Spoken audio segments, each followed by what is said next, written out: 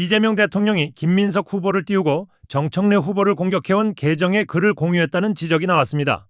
이를 두고 김민석 후보에게 힘을 실어주는 신호처럼 보일 수 있다는 해석까지 제기됐습니다. 대통령의 의도가 확인된 것은 아니지만 당대표 경선 한복판이라 파장이 작지 않습니다. 영상으로 확인해 보겠습니다. 이재명 대통령이 어젯밤 10시쯤에 이런 글을 올렸습니다. 미안합니다. 김영훈 노동부 장관님. 장관님이 잠 못 주무시는 만큼 누군가 죽을 사람들이 살아남습니다. 이러면서 노동부 장관을 칭찬하는 글을 밤 10시에 올렸습니다. 근데 이경하라는 사람의 글을 리트윗한 거예요. 이경하라는 사람이 김영훈 장관이 만든 쇼츠, 노동부에서 만든 이 쇼츠 같은 거를 공유한 걸 이재명 대통령이 공유를 한 겁니다. 근데 이 이경하라는 사람이 어떤 사람이냐? 하루에 이 X의 글을 수십 개를 써요. 생업이 이거라고 보일 정도 어마어마하게 X의 글을 씁니다. 리트윗도 하고 계속 글을 올려요. 정민철 리포스트하죠. 김용 리포스트하죠. 꿈깨 털보야 털밀필패 서울은 이제 부산만큼이나 부산보다 힘든 지역 이러면서 김어준을 털보라고 욕하면서 김어준 까는, 정청래 까는, 정청래 센세가 말하는 통합이란 성비위 조로 남불당과의 합당, 도로 문주당, 조국 대통령 만들기. 뭐야, 문재인, 조국, 정청래 한 방에 까네? 이런 사람이에요. 그리고 뉴 이재명 수장이 이재명? 야이 씨바라, 대한민국 국민의 수장이 이재명이다. 아직도 네 눈엔 이재명이 성남시장 정도로 뺏기 안 비제? 유시민을 욕하는 글을 또 리트윗을 한 사람이 이경하예요. 너무 뻔하지 않나요? 정청래 신천지 의심만 말고 당장 날 고발하라. 100% 가짜뉴스. 왜 혼자 발작하는데 정청래 까고. 근데 뉴 이재명들이 좀 이해가 안 되는 게 뉴 이재명의 수장이 이재명이다 라고 하면 좋아해야 되는 거 아니야? 왜 이렇게 발작을 하지? 지들도 자기들이 뉴 이재명이라고 스스로 얘기하는 것들이잖아. 근데 뉴 이재명의 수장이 이재명이라 그러니까 싫어한다고? 이게 도대체 뭐야? 뉴 이재명의 수장이 이재명이면 안 된다는 소리잖아. 그건 뭐야? 뉴 이재명이 나쁘다는 거 아니야. 자기네들이 자기 스스로 우리가 뉴 이재명이다라고 말하고 다니잖아. 이거 능지가 진짜 수준이 이래요. 웃기잖아. 자기가 자기들을 뉴 이재명이라고 부르면서 뉴 이재명의 수장이 이재명이라고 하니까 뭔 소리냐? 대통령이 그럴 리가 없다. 이거 어떻게 해석해야 되는 거야? 나 진짜 황당해서 진짜 이러고 있는 사람이에요. 이경하라는 사람이. 자, 이재명 대통령은요 아직도 포기하지 않았습니다.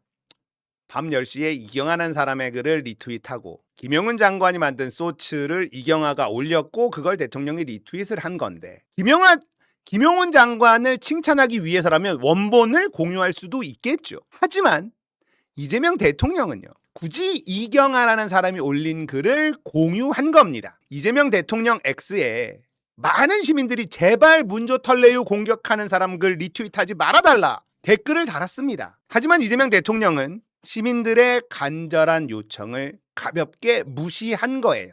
또 문조 털레유 공격을 열심히 하는 사람의 글을 리트윗했다는 건요 시사하는 바가 큰 겁니다. 이건 시민들이 뭐라 하든 나는 듣지 않겠다. 나는 문조 털레유가 싫다. 뉴 이재명들아 앞으로도 문조 털레유 공격을 멈추지 마라. 내가 너희들을 지켜보고 있다. 이런 메시지를 던지는 거다. 저는 이렇게 생각합니다. 자, 어젯밤 10시에 이 글을 썼단 말이에요. 이분뉴스, 뉴스아이킥 연달아서 유시민 작가가 출연을 했죠. 이재명 대통령은 유시민 작가의 발언이 굉장히 불편했던 것, 불쾌했던 것은 아닐까요?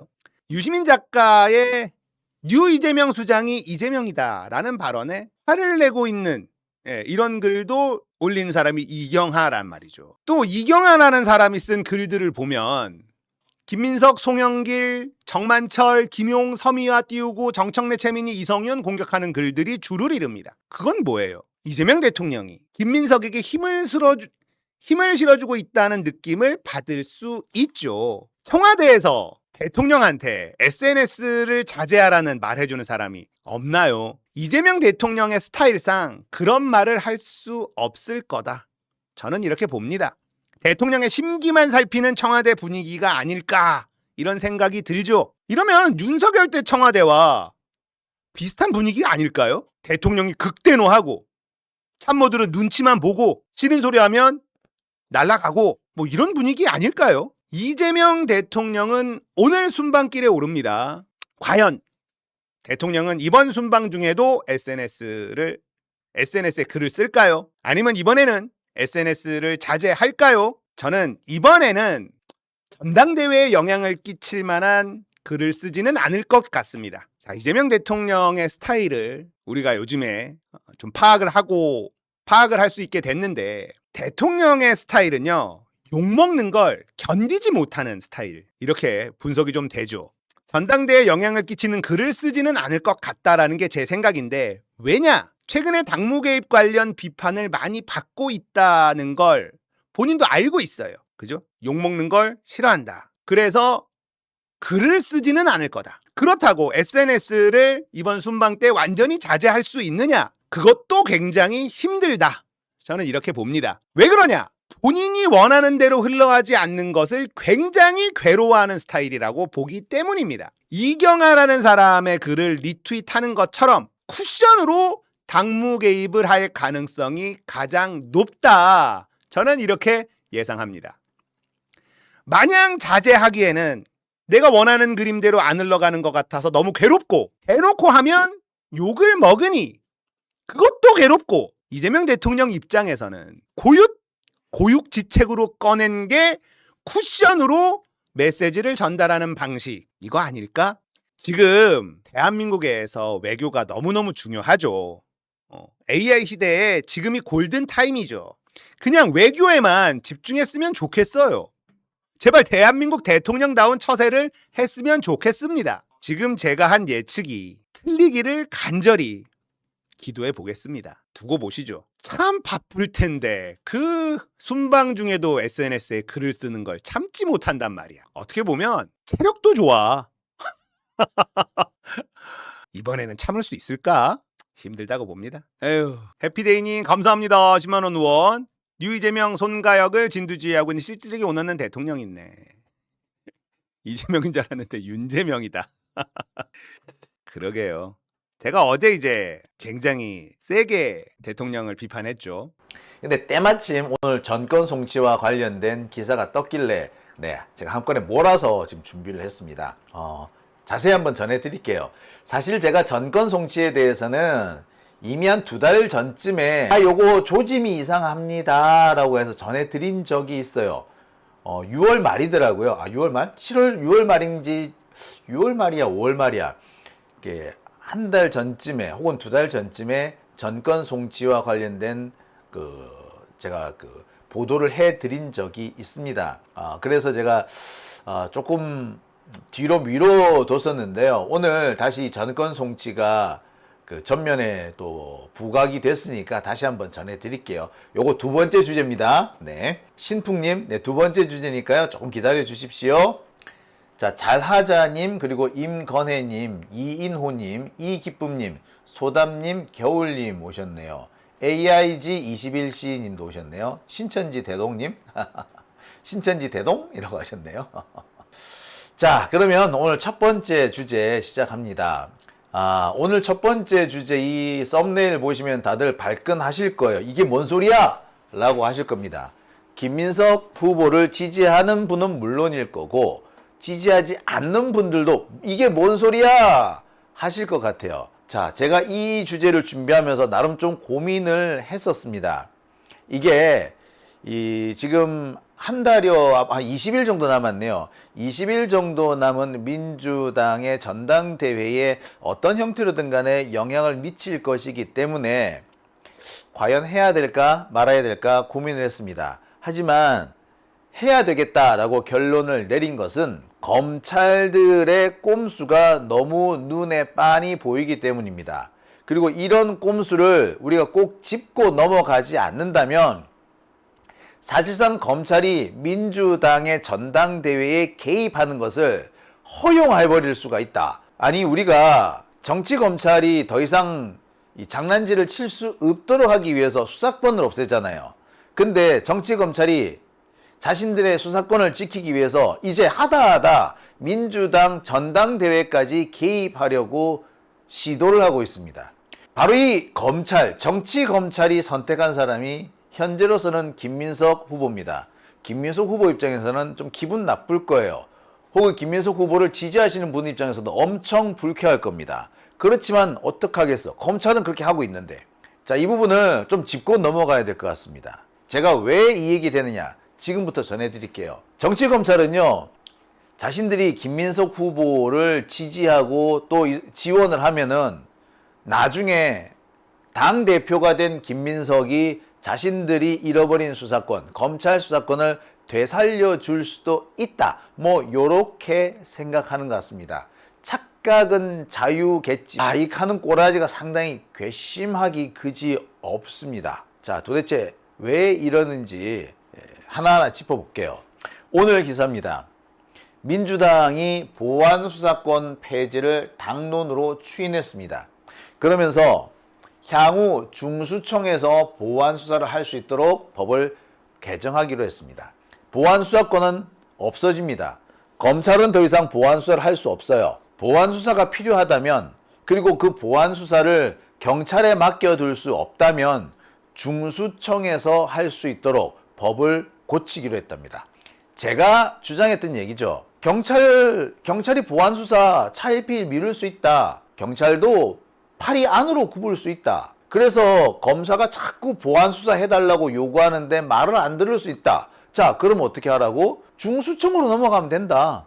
원래 중수청이 검찰의 수사권을 따로 떼서 만든 게 중수청 아니냐. 그죠? 그러니까 만약에 검찰의 수사권, 보안수사가 됐든 뭐가 됐든 수사권을 줄 필요가 있다면 중수청에 주면 되는 거 아니냐고. 제가 그렇게 말씀을 드렸죠.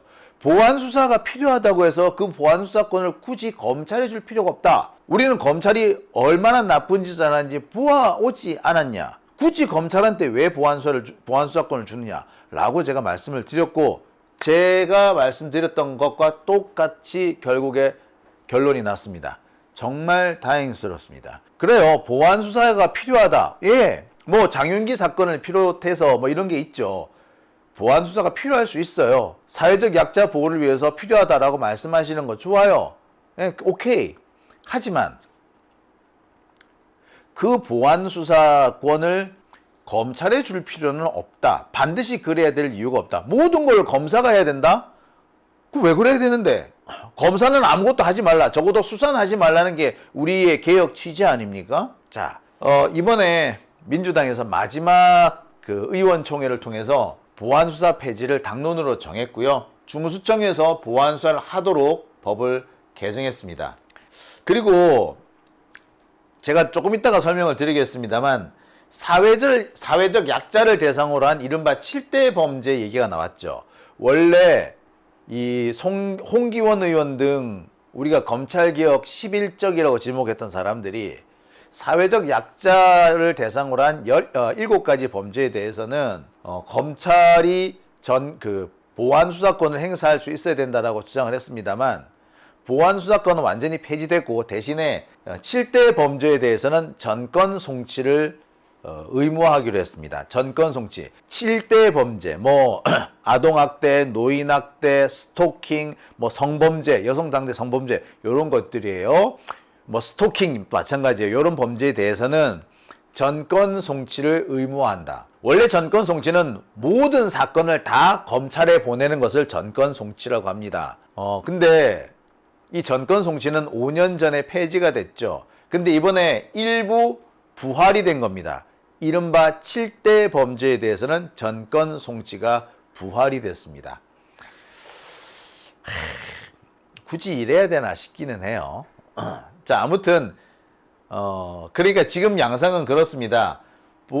수사권 줄게 전권 송치다오. 수사권과 전권 송치가 맞교환이 된 그런 양상입니다.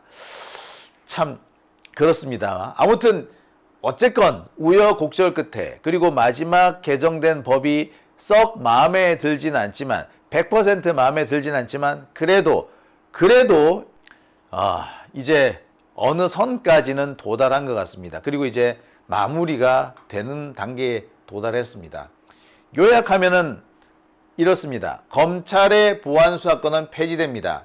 보안수사는 중수청에서 맡게 되고요. 7대 약자 대상 범죄는 전권 송치가 됩니다. 그래서 저는 이 부분적이지만 7대 약자 대상 범죄는 전권 송치한다는 이 부분이 약간 찜찜해요.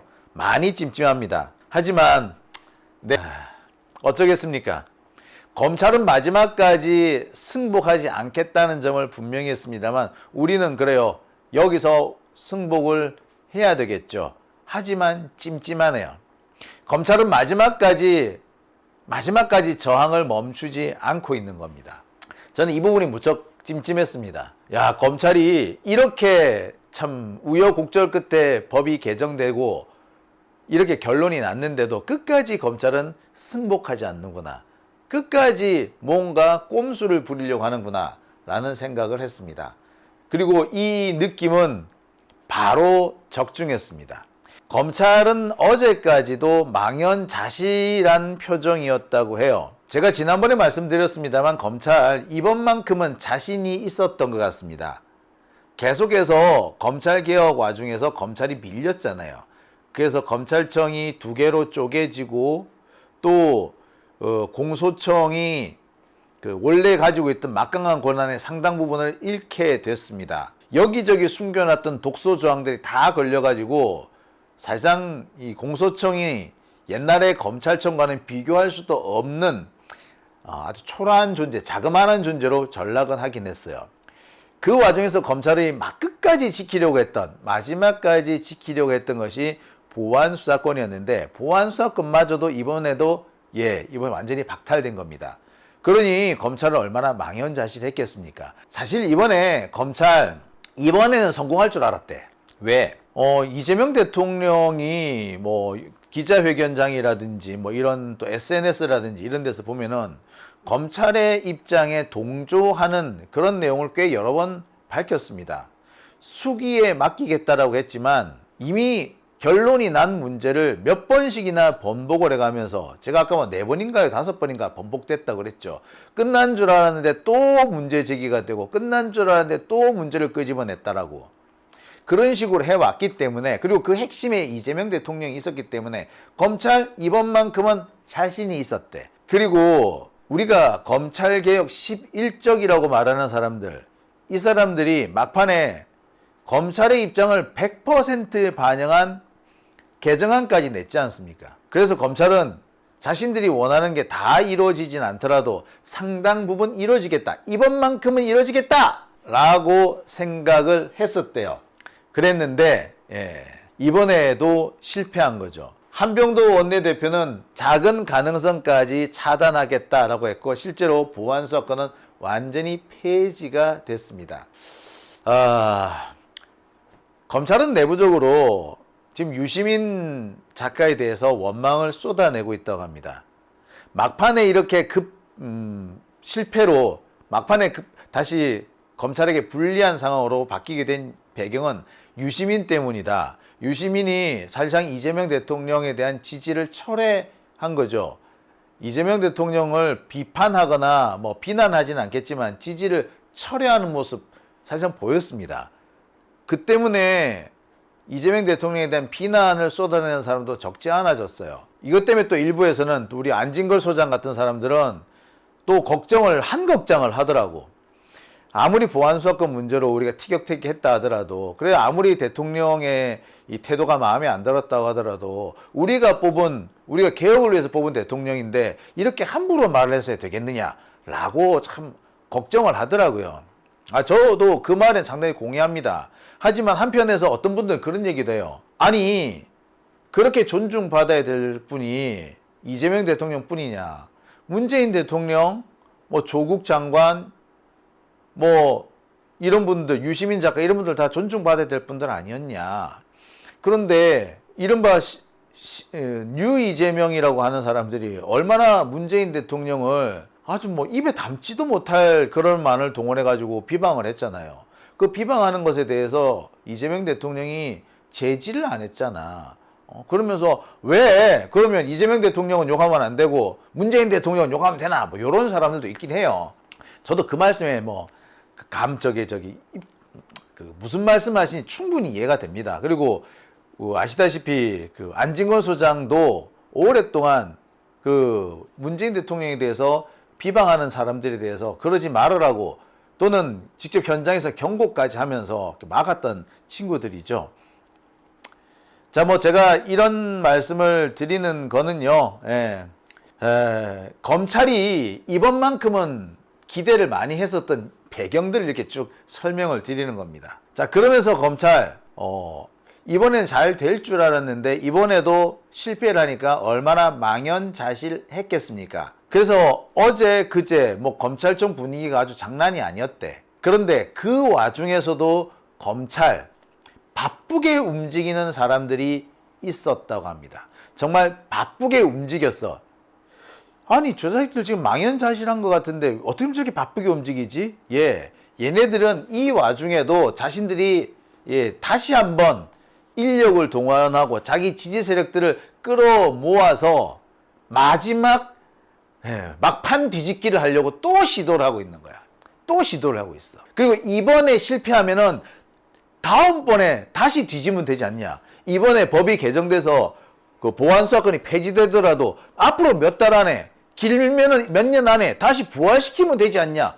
요러더라니까. 그러니까 지금 검찰이 이번에 망연자실하게 앉아있더라도 완전히 포기한 게 아니고 야 이제부터 다시 시작이다 요러는 거야. 우리 검사들의 이런 모습 우리 좀 배워야 돼요. 절대 꺾이지 않잖아. 이번에 안 돼? 그래서 법이 폐지돼? 그럼 다시 부활시키면 되지. 야 대단한 검사들 아닙니까? 지금 현재 검사들이 그러고 있어요. 그러니까 한쪽에서는 망연자실해가 있다가 한쪽에서는 야 그래도 우리 한번 힘을 모아보자 라고 또 움직이고 있다라는 거야. 골 때리지요. 네, 골 때립니다.